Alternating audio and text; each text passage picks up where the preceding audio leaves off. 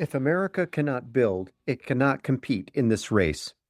That's how Aaron Tinjum of the Data Center Coalition frames the challenge ahead. Demand for electricity is rising fast, and a big part of that story is data centers, artificial intelligence, and cloud infrastructure. As more of our lives move online, data centers are driving significant new electricity needs across the country. Supporting that growth means planning smarter, building faster, and ensuring that the right energy policies are in place. You're listening to Energy Solutions, a podcast from the Electric Power Supply Association, where we unpack the stories and trends behind America's power grid. I'm your host, Todd Snitchler, President and CEO of EPSA. In this episode, I sit down with Aaron Tinjum, Vice President of Energy at the Data Center Coalition, a membership association that represents the companies building and operating data centers around the world. We talk about what's driving demand from data centers, how power energy infrastructure are responding, and where better alignment between policy, planning, and investment is needed. Aaron and I also explore where competitive power suppliers fit into the picture, what is needed to get more projects built faster, and how smart energy planning can support innovation and reliability. Here's Aaron.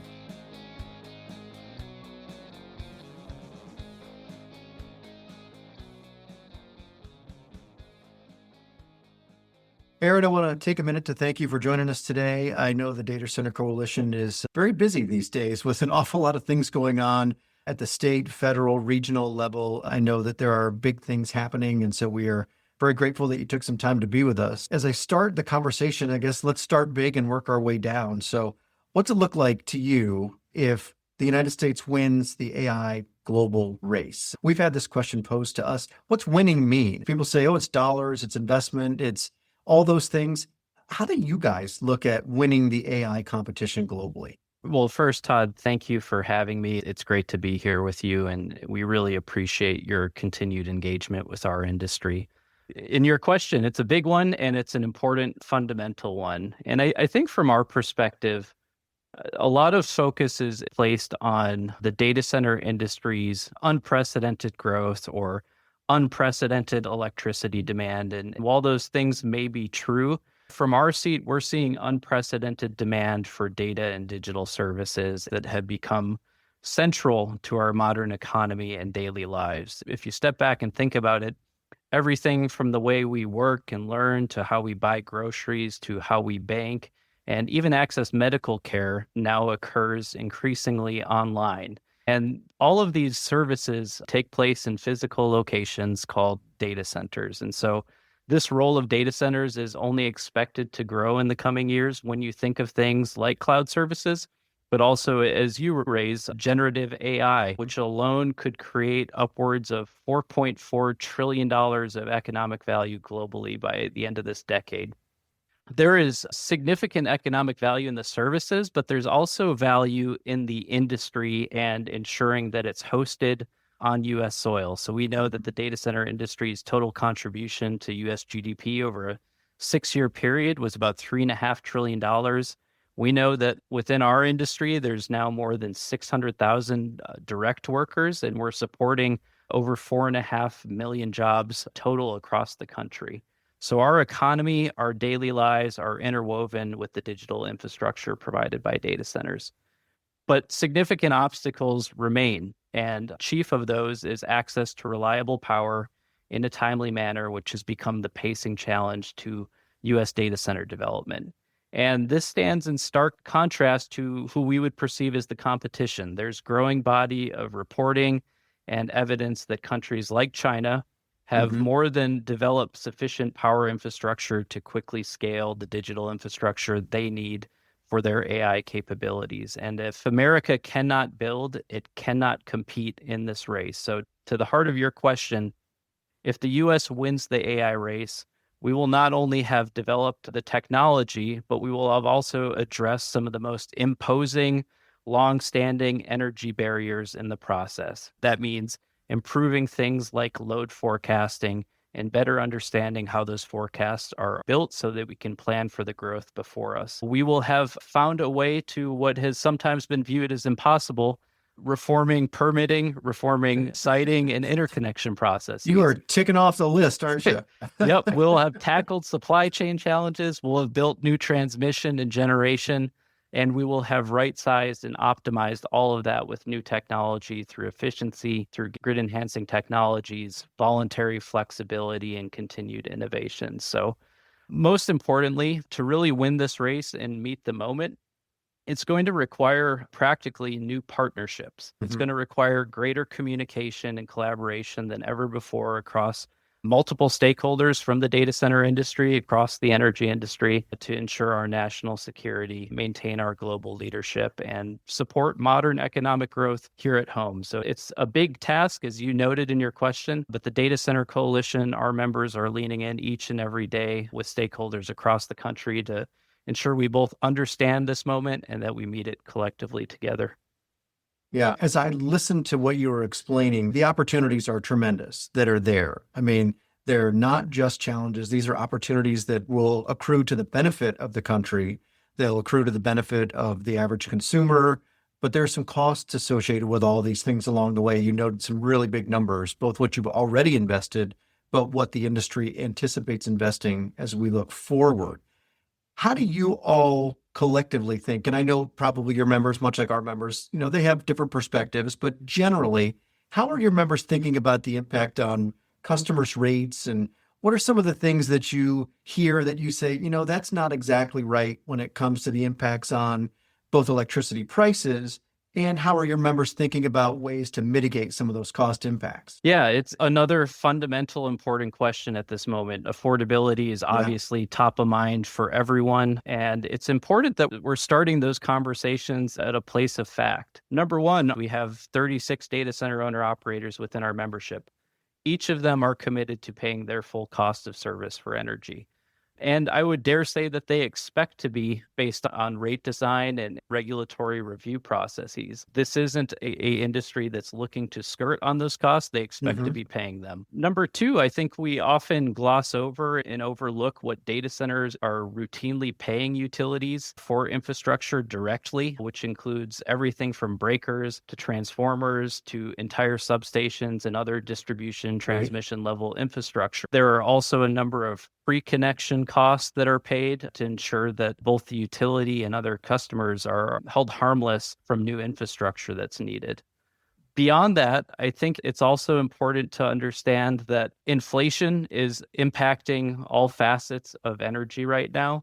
And it's not necessarily load growth that is impacting electricity rates for other customers. I think Wires had a great graphic recently, really spelling out analytically the cost increases that have been experienced since 2020. Transformers, 70 to 100% increases. Wires, 30 to 50%, utility poles, 20 to 40%. The list goes on. And across the board, we are seeing cost increases. And those are really the driving factor for the electricity rate increases that consumers are experiencing. And so I think it's really important to ensure that if we see a data center going up down the street, or if we see a large manufacturing facility, that doesn't necessarily mean that residential rates are automatically going up. And in some cases, I'm sure you're aware as a former regulator that rate making is complex. It doesn't easily lend itself to media coverage. And despite the best intentions, some nuances and details are often lost or overlooked. And I think one of those pieces that is often overlooked is that large loads can share in system costs with other customers and help put downward pressure on rates. That has likely been the case in pockets across the country where large customers have helped in mitigating rate shock and rate increases by sharing in those fixed costs. One of your former esteemed guests, Pennsylvania Chairman Steve DeFrank, really put this out succinctly in some recent Pennsylvania testimony in which he talked about how data centers as large loads can consume a similar amount of energy as some towns or small cities when you put them in aggregate, but require far less infrastructure when we're talking transformers, poles, substations, and so on. That is an opportunity for these large loads to share an existing system cost while putting minimal impact on new infrastructure. Doesn't mean it'll be the case in all instances, but there's opportunity here if we structure it, if we're vigilant, if we're prudent, and if we are working together in close communication and coordination. And I think that's a piece that I think is very important, that we can't meet this moment if we misunderstand, and that we need to be digging in together. Yeah, I think that's vitally important. If we start from very different starting points, I can assure you that the conversation will diverge early. So having the data, I think, is especially helpful, no pun intended, as I speak to the Data Center Coalition. So as you mentioned a number of those items, how do you think policymakers broadly should be thinking about cost allocation? How do we think about things that are both fair and forward-looking? And I am a little reluctant to use fair because it's in the eye of the beholder, right? Everyone's got a different perspective. There's this zone of reasonableness that regulators look at. Yeah, it's another critical question. And I think it's similar in nature in the sense that we need to understand from the beginning what about current cost allocation practices is working or not working. Let's take, for example, Virginia, the world's most important data center market. Certainly, there's been much discussion in Virginia whether current cost allocation practices are sufficient, whether they are protecting residential customers, and to your point around fairness, whether each customer class is paying what could be considered, let's say, fair and reasonable, even though fairness is in the eye of the beholder. That led to an effort within Virginia that was conducted by the Joint Legislative Audit and Review Commission, JLARC, which spent a year plus reviewing a whole host of issues related to data center development, including cost allocation across existing utility rate structures. After that year-long process with a third-party consultant, JLARC staff and that third party found that costs were reasonably allocated and across to the customers that were responsible for incurring them, including data center customers. I note that not only because it's an important, critically important data center market, but also it's an example of how there was a narrative and a perception that data centers had not been paying what would be considered fair and reasonable, when in fact they had been. And I think digging a layer deeper, Dominion Energy has been regularly pressed on this, particularly as it relates to transmission costs. And they have pointed out that since 2020, residential customers' share of transmission costs have declined 10%, while data center share and other large customers has increased 10%. So what that tells me is that there's at least some level of responsiveness within existing cost allocation practices that are ensuring if a certain customer class is causing that infrastructure needed and is mostly benefiting from it, that those costs are being assigned to that. And again, I will note that we view fair share as meaning full cost of service for energy, and our members, again, expect that. And I'll also note that it's not limited to Virginia. We have seen evidence from places like Georgia with Georgia Power, places like Arizona with the Arizona Corporation Commission, all noting that what you would expect data centers to be paying, they are paying for the expansion of generation and transmission costs. So when it becomes a little bit more fundamental in discussions with policymakers, I think a point of emphasis from our perspective is that while this moment may seem new and unprecedented and that we should be digging in deep and reconsidering how we're doing everything, and we're welcome and open to those conversations, but I don't think it should necessarily result in an abandonment of the traditional sound rate-making principles that have carried us both through periods of flat demand, but also demand growth in the past. What I'm referring to there is not singling out a certain type of customer, industry, or class unless you can draw cost-based distinctions. And so from our perspective, if there are policies to onshore, reshore large manufacturing facilities adjacent to large data center customers, the impacts are likely the same, and therefore the treatment should be the same. Furthermore, if we've enacted policies to electrify everything from homes, buildings, industry to transportation, we should also recognize that there will be load growth impacts from there. We're supportive of following cost causation, limiting cross-subsidization to protect residential customers, and perhaps most importantly, ensuring that all of this is done transparently and that we can review the math. That's an important thing, right? To see how the numbers were arrived at as opposed to those black box settlements. So you mentioned a number of service territories that, of course, bring to mind another question. Data centers are going in all parts of the country. So some of them are competitive markets. Some of those are vertically integrated portions of the country. How do data center developers think about power procurement in the different market structures? So in a competitive market versus a vertically integrated portion of the country, because we do see growth in both of them. And are you finding that one or another has a greater flexibility or ability to deploy innovative solutions? Or is it you're trying to find what things work best? We're very curious about your perspectives on that. Yeah, I would, as a level set, state that time to market is really the overriding factor for the that's the data big center thing. industry to date. Yep. So you've probably heard of speed to market and need for speed. Our industry, as it sees unprecedented demand for data and digital services, is working hard to meet that demand as quickly as possible.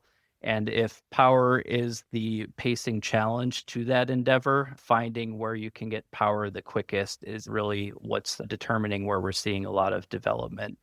As you noted, we are seeing development in both competitive markets and vertically integrated utility regions.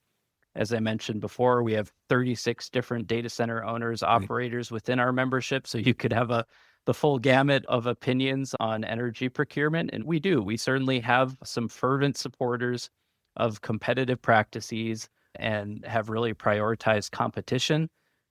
Inversely, we have some members that have really honed in on building deep, constructive working relationships with a couple utilities in key markets across the country. And so at this point, speed to market is that driving factor. But I would say that our industry also does appreciate the flexibility that competitive markets can offer, especially with faster procurement options and innovative contracting models. As we think about speed to market, there's the questions about queues and queue reforms in various RTOs and how quickly can we get speed to market. Has DCC come up with a view on moving to the head of the line, meaning for a large load that can enter the queue with a supply agreement, whether it's a new facility to be constructed or they've got a PPA or some other bilateral arrangement that's been made with an existing resource? Do you think that helps solve some of the timing and cost concerns? Is that something that we're still getting a handle on how effective it can be, or we've already got that figured out and we're ready to run to the races with it? There's been no shortage of discussion or proposed solutions as it relates to ways in which you could advance in a queue more quickly. I think some of the concepts that are often attached to that discussion are, of course, bring your own generation or offering some sort of load flexibility. And just to touch briefly on load flexibility, it's obviously a hot and important topic as we are looking to meet growing demand and right-sizing future grid investments. I think it's important to recognize, though, that data centers are not monolithic. And so when we have discussions around what might be possible, we should recognize that there are different companies, there are different company sizes, there are different computing operations, whether it's cloud computing, artificial intelligence, machine learning occurring within these facilities, and there are different missions. And so what might be possible to data center A may not be possible for data center B, or maybe partially possible for data center C. I think what's important is ensuring that we're maintaining optionality and that solutions are really reflecting that diversity of business models. Whether we're talking flexibility, bring your own generation, or others, should reflect that diversity of business models. Yeah, I learned a new acronym yesterday, which in this world is shocking to hear a new one, but it's Beyonce. I don't know if you're familiar with Beyonce. Bring your own new clean energy, which I'm like, okay, I'm writing that one down. I had not heard of that. As you're looking at things, we continue to hear what are startling numbers in the load growth numbers that are attributed to data centers, not exclusively, but it's kind of the current topic. Everybody's an internet expert about data centers these days. So what is your view about the outlook for power use by data centers? And you can look at this from the demand forecast side, you can look at it from the increased efficiency side, or kind of how you're looking at projections from things that you have perhaps a better line of sight on than the average listener might have. I'm curious how you're thinking about that, and what do you foresee? And pick your time horizon, 2030, 2040, whatever makes sense. Yeah, and I appreciate the question because it really touches on what we view as the fundamental first step of meeting this moment, and that's improving load forecasting. I will note that DCC as an entity, we're not producing our own forecast, and that's partially a reflection of, A, there's no shortage of forecasts. There have been times, feels like we see a new forecast coming out weekly that's knocking us out of our chairs. But B, also because the forecasts we believe are most consequential are, of course, those being produced by utilities and grid operators that are informing our grid investments and planning decisions. I'll point to one estimate, which comes from McKinsey, projecting that U.S. data center demand is going to hit 80 gigawatts by 2030, and that's up from 25 gigawatts in 2024. We are rightfully focused on always avoiding system overbuild and mitigating the risk of stranded assets. I think that should always be objective number one, especially at a moment when affordability is top of mind. Yes. I would be remiss not to mention, though, that there is also the risk of under forecasting, and under forecasting has impacted our industry in key primary data center markets. That results in partially constructed projects that are delayed and construction crews being sent home as well. So there are economic ramifications for us landing up on the underside. And Goldman Sachs earlier this month also released a study that shows the gap between data center capacity currently and demand will grow to above 11 gigawatts this year. What's being demanded from data centers is not being met by existing capacity. We go across the country, we engage with generators, we engage with utilities, we engage with commissioners and policymakers, and we always get some sort of question along the lines of, is the demand real? Is Right. this happening?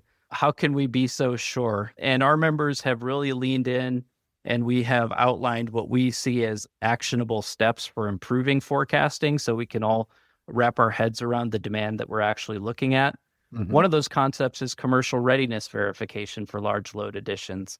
Folks often raise the topic of speculation in the interconnection queue or with load requests, or if there are duplicative requests. Yes. I think one way to get at that is verifying whether large load additions have things like site control, executed service agreements. Have they made some level of permitting progress? Do we have an understanding of the financial commitments that are tied in with their request? If it's a data center request, is there a proven track record of data center development from that large load requester? So I think those are things we can ask for and expect from large loads requesting, because our industry benefits our members that all have a track record of developing data centers benefit if we all have greater understanding and confidence of what is in the queue. So that's what we could put on the large load requesting entities. I think there are things, though, that we can also explore in meeting this moment. Greater transparency of forecasting inputs and assumptions. Wondering how a forecast was built shouldn't be the case. I think stakeholders should have a clear view into that. Our industry is being asked to engage across different regions and states, and what we find is how a forecast developed in Illinois may differ from how it's built in Ohio to how it's built in Virginia. If we really want stakeholders to be helpful in that endeavor, we should pursue greater standardization where possible so that we all understand what's rolling up, especially if we're talking RTO ISO forecasts like PJM. There should be some baseline of assumptions. And then a few other ideas, supplementing forecasts with independent third-party data. I think we talk about this moment of load growth as though it's new, and it is relatively, but we also have a couple years under our belt now of load growth. And so there's an increasing data set from places like S&P Global, like Data Center Hawk, that can help inform forecasts and validate them. And then finally, really ensuring that there's regular forecasting review and backcasting analysis so that we're digging into any differences between actual outcomes and the forecasted growth, recognizing there's always going to be a difference between those, but can we control the bounds a little bit more? Right. How do we narrow the variance?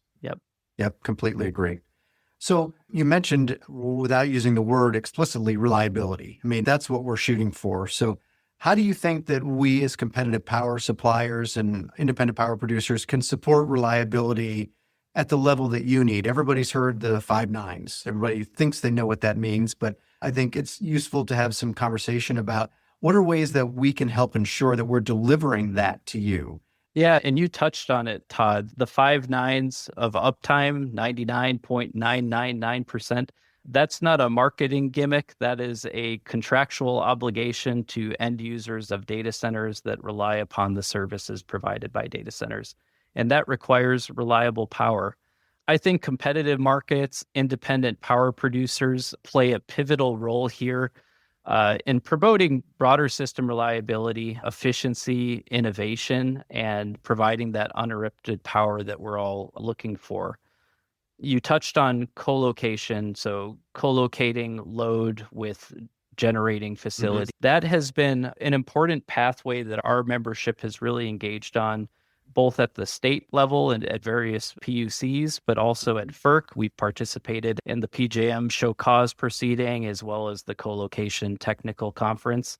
And our point in engaging in that is that we're not looking for irresponsible co-location arrangements that could potentially threaten reliability. We think there's a pathway in which you ensure certain principles and boxes are checked as we explore co-location. Again, speed to market is top of mind for how quickly we can construct and power data centers. Right. If you can locate a data center adjacent with a generating facility, and you can ensure that you've conducted a reliability assessment or a grid impact assessment to fully understand what impacts that would have on reliability, if you can put in place a tariff that would ensure ratepayer protections if this co-locating entity was to take or draw a network service, I think there are a number of bounds, and we outlined 6 different principles for FERC for what we viewed as responsible co-location arrangements. And that would, of course, be an opportunity for certainly independent power producers to help us meet the moment and to find the time to market that we are looking for. You offered a lot there. I think that's great. We hear about megawatt hour growth and the total amount of data center demand that'll be on the system by some year, but how do you think about load shape? Because for energy nerds, it's a little more specific than just the total energy consumption. And we hear a lot about demand response and can data centers participate? There seem to be 2 very distinct views on that. Yes, they can, and no, they won't. And I'm not sure that we've got a great handle on it. So we're hoping you can help us with that, because these are tools that'll help grid planners and grid operators address some of the challenges of bringing on these new large loads. So kind of share with us, if you can, your perspectives about how you think this actually works in the real world as opposed to the theoretical. Yeah, I appreciate that question, Todd. And I think it partially, again, touches on what I noted earlier, that there are different companies, company sizes, and computing operations occurring within the data center industry. We use the phrase data center or AI data center interchangeably, but there are significant differences when you take a look underneath the hood. So can you give us a range, Aaron? I didn't mean to interrupt, but kind of for people that don't know, is it a 50 megawatt to 1,000 megawatt range? Is it 25 to 500? Like, just give people a little perspective. Yeah, I think legacy data centers, you would often see those under 50 megawatts. Okay. I think the scale and development we are seeing these days is in the hundreds of megawatts, often cases. Okay. 300 to 400 megawatts is much more commonplace than it used to be. And then we also see proposals for campuses that would grow over time that would eventually reach upwards of a gigawatt. So the range really reflects the demand again, and some of those demands are cloud computing. And so if we're talking about load shape, cloud computing would exhibit a load that's pretty large, relatively stable, and relatively predictable from a grid operator utility perspective. AI machine learning workloads, which are newer, obviously, and are an important tailwind of the industry, can exhibit different characteristics, really depending on the facility, really depending on the customer or end use or activity. And I would note that there's understandably a push and desire for broad sweeping conclusions about what the load shapes for AI is going to look for all data centers in the future. I think we have to step back and recognize that it is still early innings and that these load shapes will continue to be shaped by interactions between grid operators, utilities, the customer, and reliability entities like NERC, regional electric reliability organizations. Beyond that, similarly, back to flexibility, our members have long supported the development of well-structured, voluntary demand response programs for large end users that properly allocate risk, incentivize and or compensate for participation, and allow customers to meet their sustainability commitments should they choose to do so. Optionality, the voluntary nature of those programs are important because that's what helps really recognize those different business models and computing operations that are taking place. But if we talk about flexibility, and I harp on this just because we're hearing a lot of discussion around what might be possible with data center flexibility, details matter here. I think definitions of flexibility matter, number of hours matters, program design matters, and source of flexibility matters. So if flexibility is coming from backup diesel generators on site, we should be clear about that and also consider the implications if that's the flexibility we are pushing for. on-site backup generation is typically done by diesel generators within the data center industry. That's a reflection of fuel availability, cost effectiveness, and dependability of the resource in a pinch. They are cited, though, as an emergency resource to ensure continuity of data center operations as part of that 5 nines of uptime or during grid outages or routine maintenance and testing. They aren't cited to date as a callable resource. And so there are implications as it pertains to state and federal air permitting. There are certainly implications as being a good neighbor, recognizing the limited nature of those. There are industry sustainability commitments. There is question around available fuel supply, delivery, and cost impacts if we continue to lean on that as a resource. Who's paying for the maintenance and repair costs of these diesel units? And then finally, we shouldn't assume that all data centers have one-to-one backup generation. Not all of them have that capability. And again, gets back to the optionality there. So again, I think it's important for us to take the discussions around flexibility a bit deeper and ensure that we're all on the same page about what we're talking about and what might be possible. Yeah. I think it's important to stress that details matter. There is no one size fits all here. So Absolutely. as you look at how we're looking at investment and infrastructure, there's always challenges. There's challenges on our side of the table. There's challenges on your side of the table. Our friends on the wire side of the business have their own set of challenges. What is it about permitting and siting, since you mentioned this way back at the beginning of our conversation, that are opportunities that you think need to be addressed that I think we probably would agree from the generation side also need to be addressed to help us meet you in the middle and for both of us to collectively meet the moment? Well, what is needed from your seat? How do you all look at this and say, these things would be really helpful to accelerate you getting new gen on so that we can then utilize it, interconnect to it, and then build our new facilities or operate our facilities at peak capacity? I think it's important to understand that generation constraints or shortfalls, transmission constraints across the country are restricting economic growth, not only for the data center industry, but also as we look to onshore and reshore advanced manufacturing. Part of that constraint, of course, is coming from permitting, from siting, from interconnection delays. And I'll point out and put the plug in for your listeners, since you probably won't, Todd, that you did pen a great piece in RTO Insider recently. So thank you. Encourage your loyal listeners to look that up. And as you rightfully point out, in that there's been some important, meaningful progress made in places like PJM. So certainly credit where credit is due. But the changes and improvements aren't necessarily keeping up with the pace and demand for new development that our members are looking. I think McKinsey has estimated that there's upwards of $1.5 trillion of critical energy projects still suspended within permitting.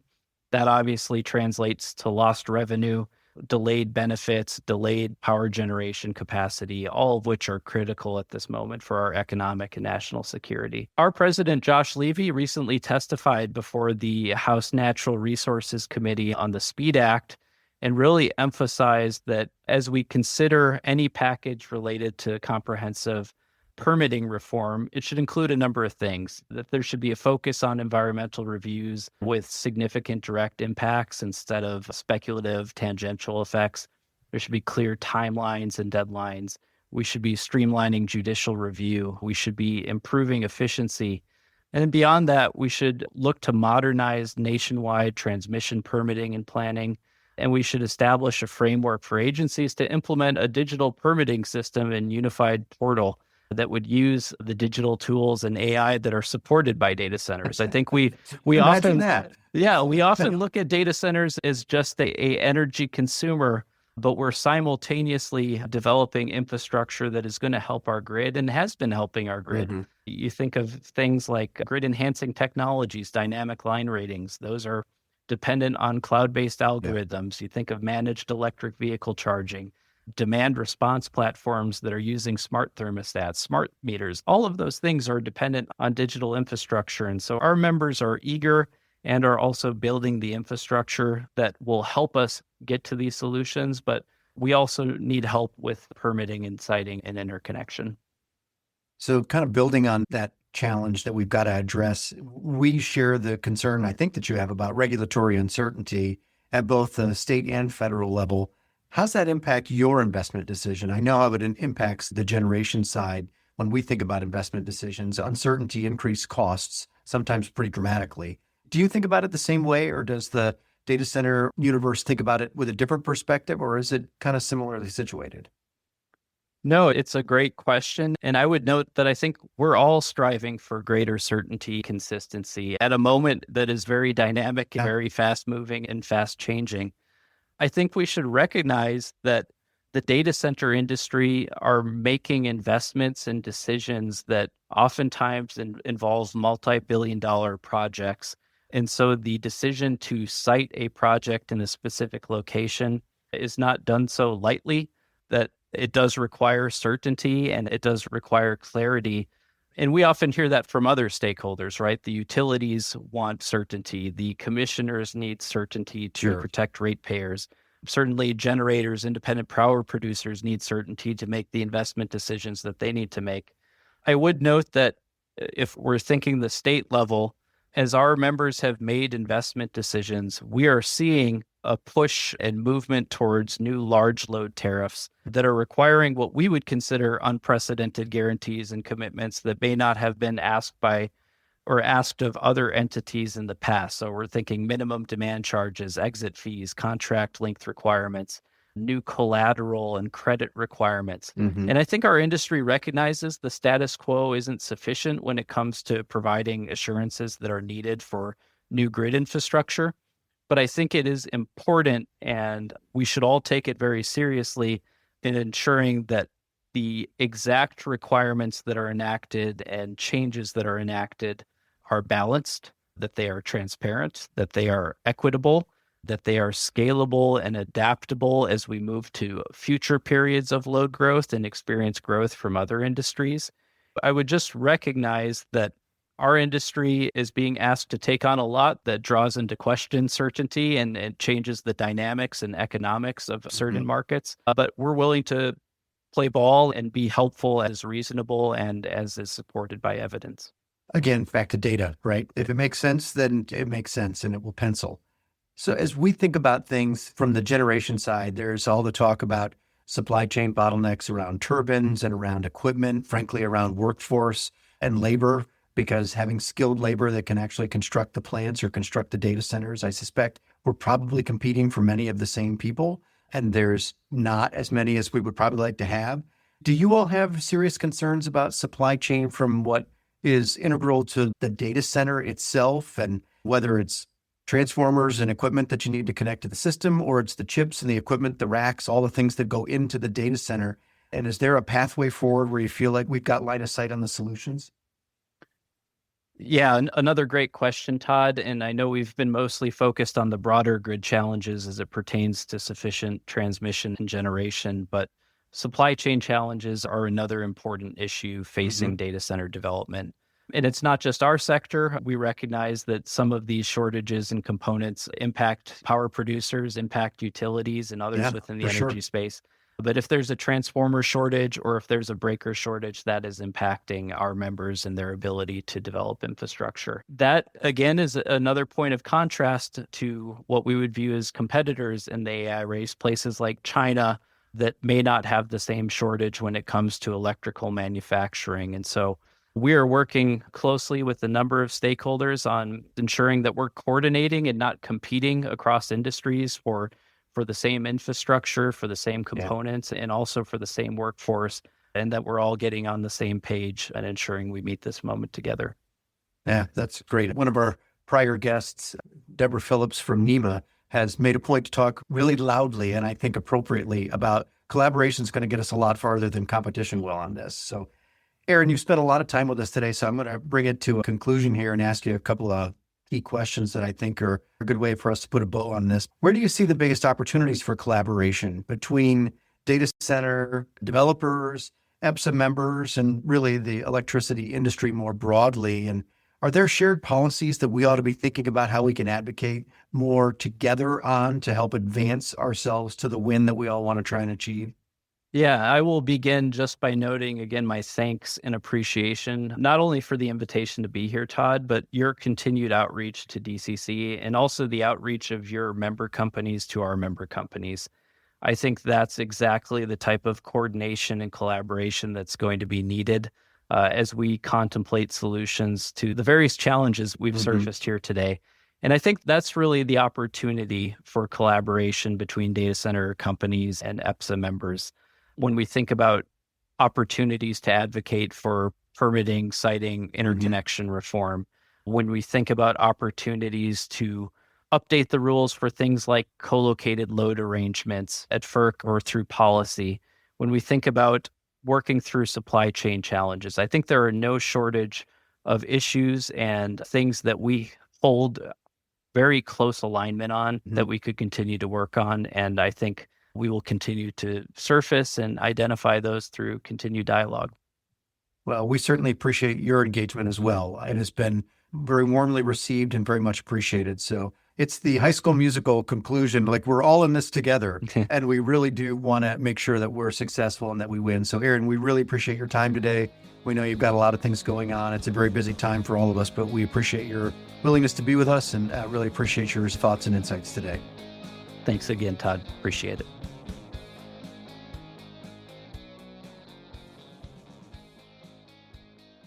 The growth of data centers and AI shows us the challenges and opportunities ahead.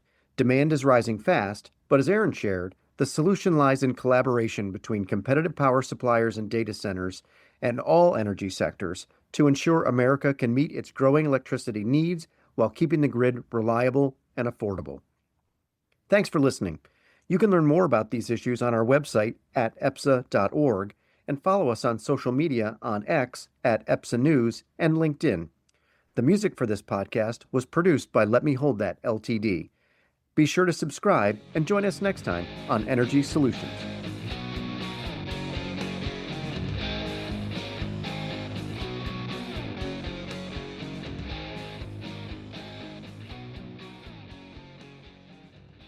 Energy Solutions is brought to you by the Electric Power Supply Association.